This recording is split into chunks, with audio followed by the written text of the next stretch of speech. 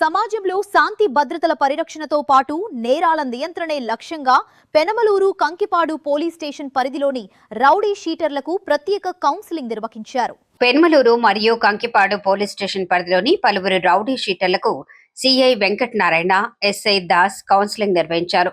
ఈ సందర్భంగా వారు మాట్లాడుతూ గతాన్ని విడిచిపెట్టి నేర ప్రవృత్తికి స్వస్తి పలికి సమాజంలో గౌరవప్రదమైన పౌరులుగా జీవించాలని హితవు పలికారు.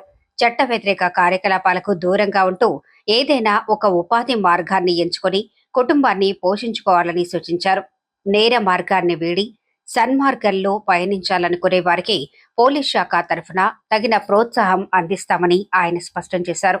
ముఖ్యంగా స్వయం ఉపాధి పొందేందుకు ఆసక్తి ఉన్నవారికి ర్యాపిడో వంటి ప్లాట్ఫామ్ల ద్వారా బైక్ నడుపుకుంటూ ఉపాధి పొందేందుకు కావలసిన డ్రైవింగ్ లైసెన్స్లు ఇప్పించే బాధ్యతను కూడా చేపడతామని హామీ ఇచ్చారు.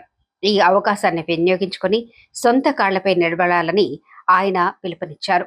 కౌన్సిలింగ్ ఇచ్చినప్పటికీ ప్రవర్తనలో మార్పు రాకుండా మళ్లీ నేరాలకు పాల్పడితే చట్ట ప్రకారం కఠిన చర్యలు ఉంటాయని తీవ్రంగా హెచ్చరించారు.